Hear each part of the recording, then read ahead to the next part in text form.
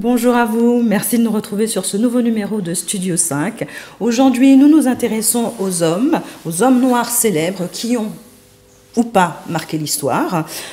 Pour nous en parler, Jason Sutti, qui a créé un calendrier pour les mettre à l'honneur.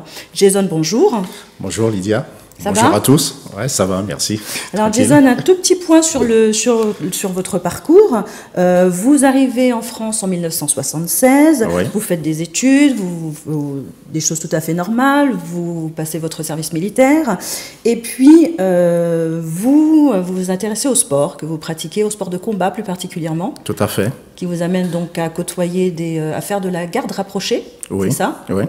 Et à côtoyer quelques personnes Personnalités. célèbres, alors pas en France, aux États-Unis.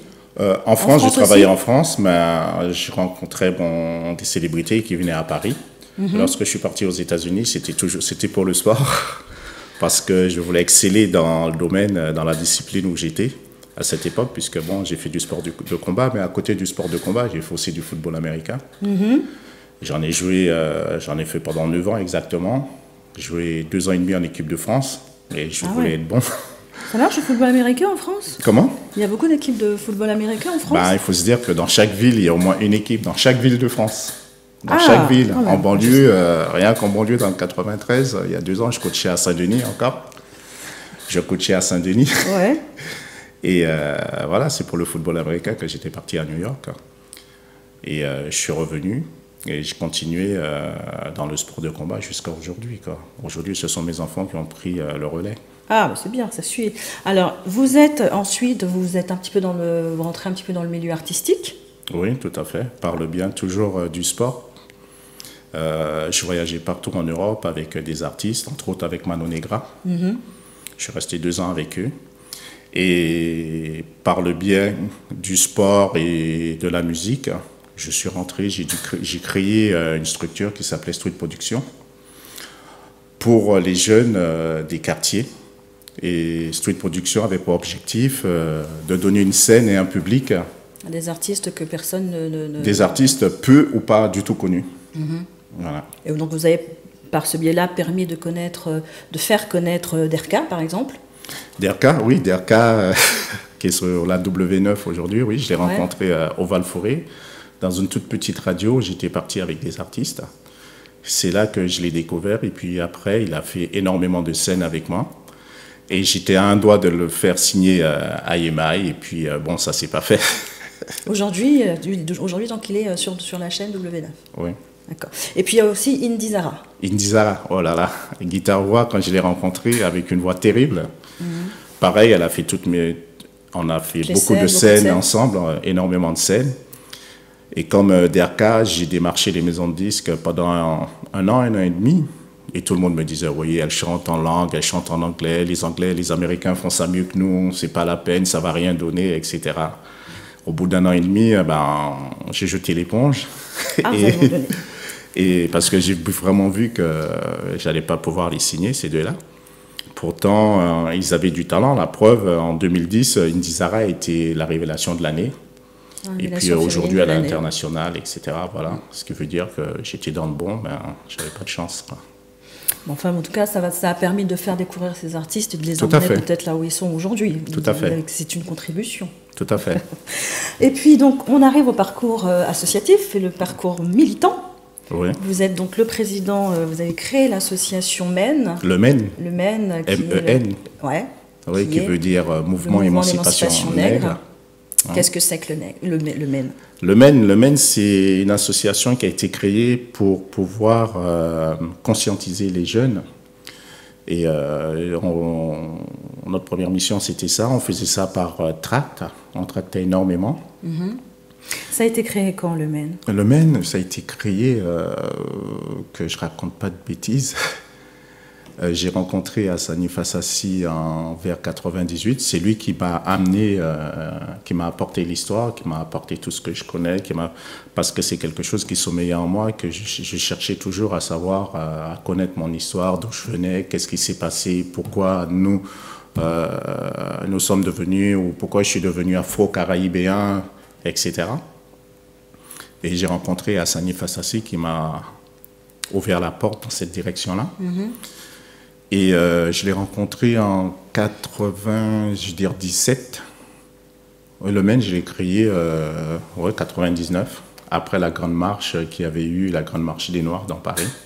J'ai créé le Maine à cette période.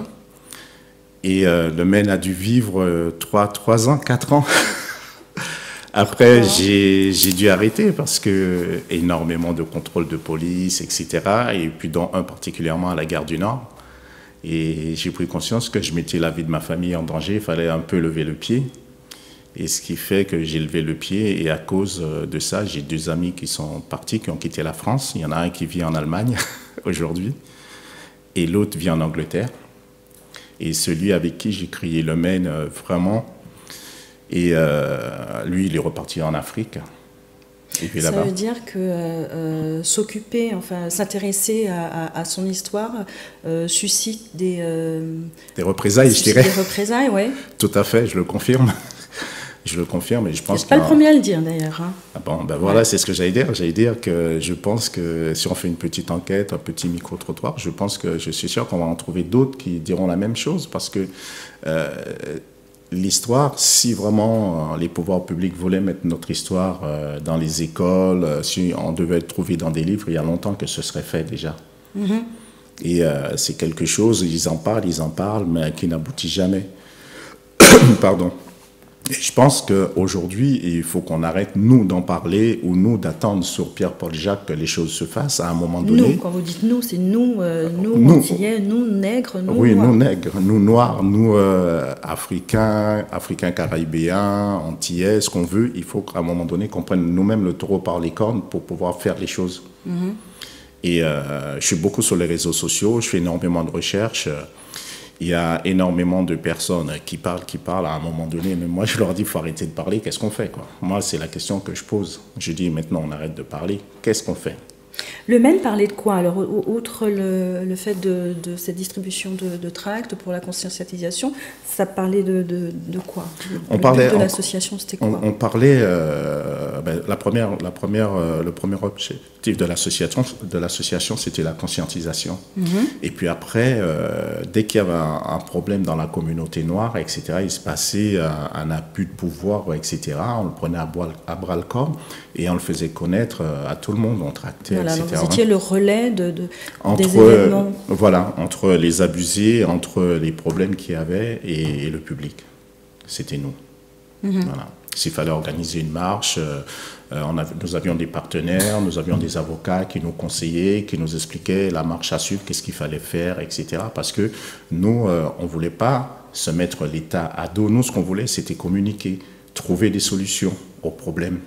Parce que on voit aujourd'hui comment les choses se passent. Quand il n'y a pas de communication, il y a malentendu. Quand il n'y a personne derrière, oui. Quand il n'y a personne derrière, comme vous dites, ça donne le résultat que ça donne aujourd'hui. En 3 ou 4 ans d'existence du Maine, vous avez eu combien je ne vais pas dire d'affaires, mais de personnes à soutenir ou combien en 3-4 ans d'affaires, oui, en fait. Il y en a eu beaucoup parce qu'on intervenait sur énormément de choses. On aidait des sans-papiers, par exemple, à avoir la CMU. On aidait des Noirs à avoir des appartements. On les aidait à trouver du travail, etc. Même des sans-papiers. On les aidait dans cette direction-là parce qu'ils ont des droits. Le truc qu'il y a, c'est que lorsque nous sommes tout seuls, nous sommes isolés dans un coin, nous sommes une proie facile pour le gouvernement, pour les pouvoirs publics. Mais il y a des lois, il faut les respecter. Et même aujourd'hui, on s'aperçoit que ça parle énormément de valeurs, mais il y a énormément de droits qui ne sont pas respectés. Et le problème, je pense, de notre communauté, c'est l'organisation. Il faut déjà qu'on commence par s'organiser. Quand on a un problème, on sait où frapper, etc. Parce qu'il y a des organisations qui existent, mais ce sont des leurs. On ira les voir, on va les voir, mais ça n'aboutira pas. Parce que, en connaissance de cause, quand je travaillais lorsque nous avions en Street Production, on organisait la Loose Party, on a eu des soucis. Pourquoi? Parce que la première mission de Street Production, c'était de produire des jeunes, de leur donner une scène, un public. Les pouvoirs publics m'ont sommé d'arrêter. Ils m'ont sommé d'arrêter. Ils m'ont dit, c'est bien ce que tu fais, mais tu arrêtes. Ah bon, pourquoi? Parce que vous allez devenir un leader pour les jeunes. Vous rassemblez les jeunes de banlieue. Si on crée une structure, on crée une société, ce n'est pas pour devenir un leader. moi je ne voyais pas de la politique. Je ne parlais pas de politique. Si aujourd'hui je suis devenu ce que je suis devenu, c'est que ce sont les pouvoirs publics. C'est la société qui m'a fait devenir ce que je suis devenu aujourd'hui. C'est le résultat de leur travail. Si aujourd'hui le calendrier a vu le jour, ce sont eux qui m'ont forcé indirectement à faire le calendrier. Bon, alors on va en parler du calendrier, justement. Alors, ce calendrier, c'est le premier. Oui, c'est le premier. C'est le premier calendrier, ça s'appelle 1454-2016. Ouais. Voilà, donc je le montre à l'écran, ça ressemble à ça. Je ne sais pas si on le voit bien. Voilà, et donc c'est un calendrier qui rassemble tous les hommes noirs, les hommes et les femmes noires célèbres. Oui, oui, ça passe de l'Afrique, des États-Unis, ça va... quelle que soit la nationalité. Quelle que soit la nationalité, parce que lorsque nous regardons ici, et nous sommes en France, on a l'impression que les Noirs, quel que soit le lieu où ils sont, ils n'ont jamais rien fait. Et ils ne font jamais rien. On ne parle jamais de nous, ou très peu, mais que dans la musique. Et, dans le sport. Dans le sport, voilà. Merci. Alors, eux, ce qu'il faudrait, c'est qu'on leur dise merci pour le sport et pour la musique. Mais c'est faux. Parce que sans nous, dans la musique et dans le sport, il faut le dire, les médailles, sans, comment il s'appelle, je vais lui faire une dédicace parce que c'est quelqu'un que j'aime beaucoup, c'est Teddy Riner. Avec 8 titres, c'est quelqu'un qu'on ne voit pas beaucoup à la télé. C'est quelqu'un, avec ses 8 titres de champion du monde, on devrait voir un peu plus à la télé. Mais ça, c'est mon point de vue personnel, quoi. Moi, je trouve que ça gâcherait. Non, ça gâcherait pas. Ce serait juste une récompense.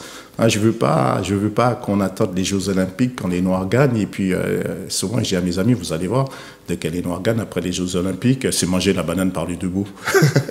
Ou bien, ils sont dans les chocolats, les Kinder Bueno. Il faut qu'on arrête avec ces clichés-là. Ça me rappelle un tennisman. Ben voilà, je mens. Ben non, pas voilà. du tout. Ben voilà. Ou le lait, avec Voilà. un autre tennisman. Voilà, il faut qu'on arrête. Il y a d'autres choses, il y a d'autres pubs. Et le calendrier, il a vu le jour pour plusieurs raisons. Déjà, moi je dis, c'est à nous de rendre hommage à nos anciens, à tous ces grands hommes noirs qui ont fait énormément de choses et puis qui sont en France dans l'ombre. Et puis, je me dis que les jeunes qui arrivent aujourd'hui, ils doivent savoir, ils doivent connaître.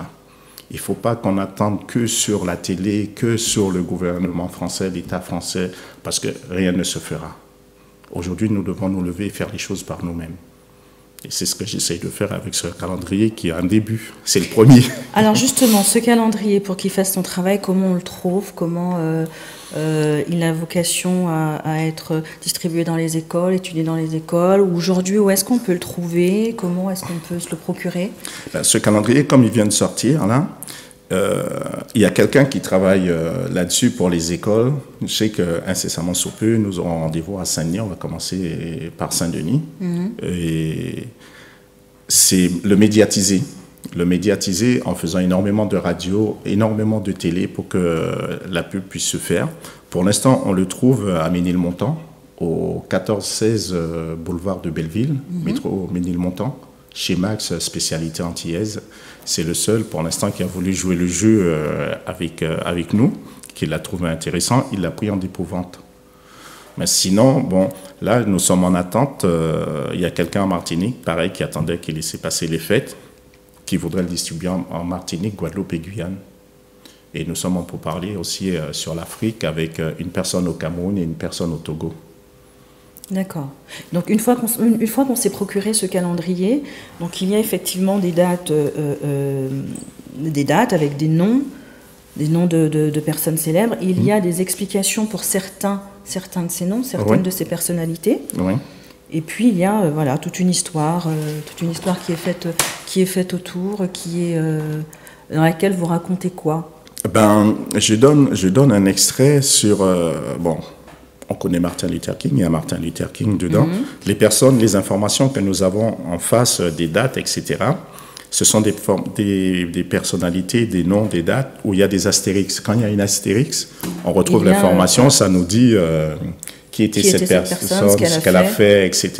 Il y a la date de naissance, s'il y a deux dates, s'il y a 2 années, c'est l'année de naissance, l'année de décès. Et il y a des dates que j'ai mises en rouge, ce sont des dates qui me tiennent plus, à moi personnellement, plus à cœur que d'autres. Pourquoi ? Par exemple, le 8 si on regarde bien, on voit le 8 janvier 1454.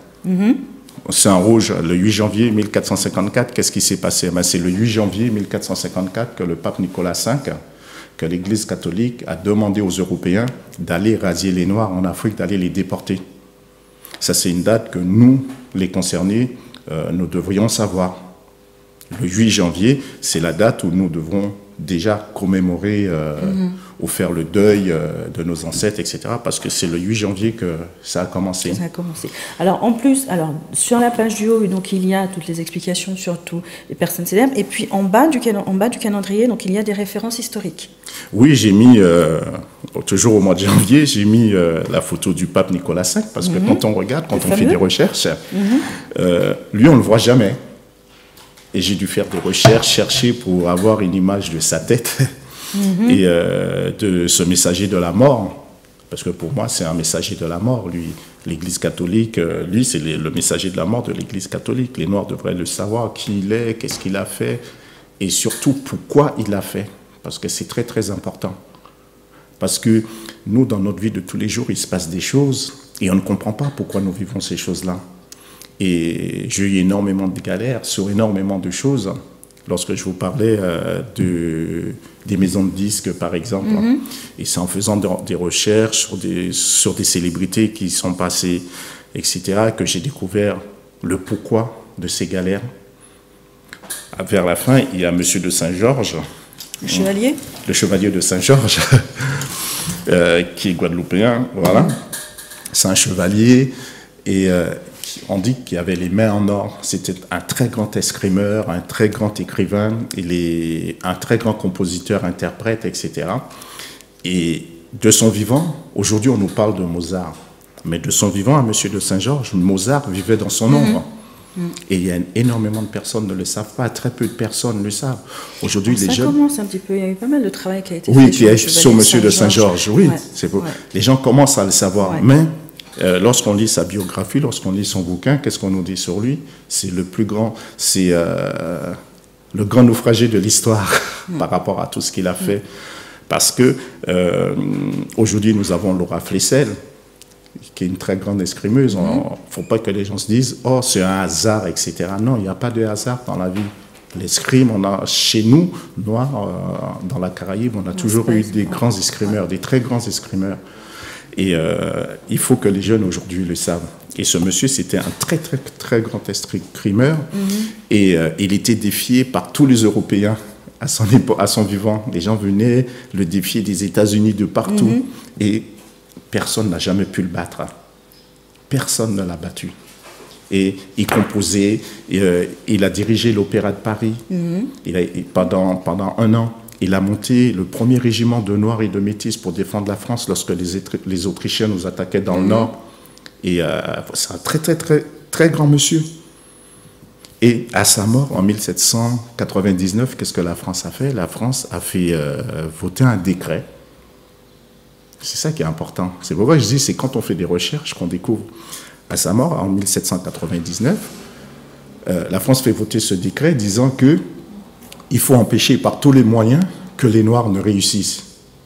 Parce que ce monsieur a trop brillé. Lui, monsieur de Saint-Georges, il a trop brillé. Tout ce qu'il faisait lui réussissait.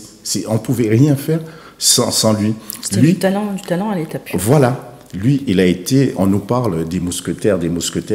C'était le premier du corps du roi, le meilleur ami du duc d'Orléans, etc. Mais on nous parle toujours des mousquetaires, mais on ne le voit jamais. Voilà, c'est pourquoi il était chevalier. C'était un très grand homme.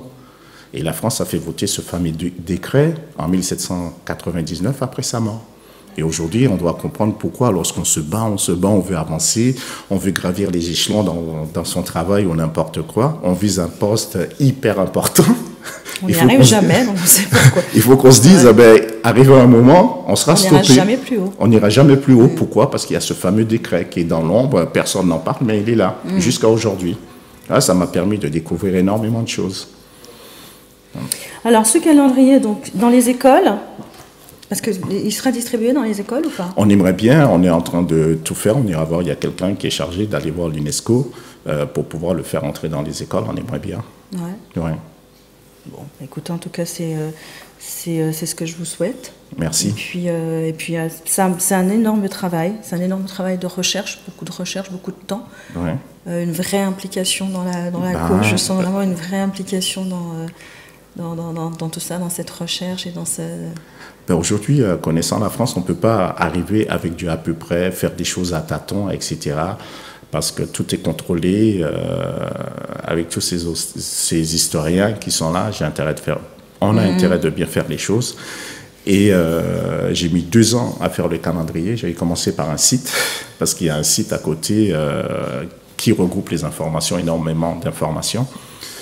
Et ce site aussi a été créé parce que lorsque j'ai commencé à faire des recherches sur le calendrier, lorsque je revenais sur une page pour compléter mon information, la page elle n'existait plus, je ne trouvais plus l'information. Et je devais chercher. Et le truc qu'il y a eu aussi sur le site, je me suis dit il faut faire un site, et le site je l'ai fait. Je stockais mes informations sur le site. Et après, qu'est-ce qui se passait quand je venais sur le site? Je mettais des vidéos, il y a énormément de vidéos. Et je m'apercevais que les vidéos ils disparaissaient. On me faisait mes vidéos. Oui. Et après, je me suis dit, j'ai stocké des disques durs, j'ai stocké des vidéos dessus, et petit à petit, on s'organise, on fait les choses, quoi. Mais le calendrier, il a amené à grandir, à évoluer. De toute façon, l'année prochaine, il y en a un. Oui, 2017, oui. Il est presque terminé.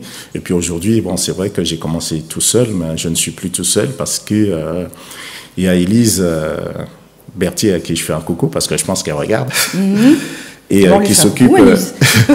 qui s'occupe de la promotion et de la vente sur le terrain. Il y a Anastasie qui est là, qui s'occupe, sa mission c'est administratif.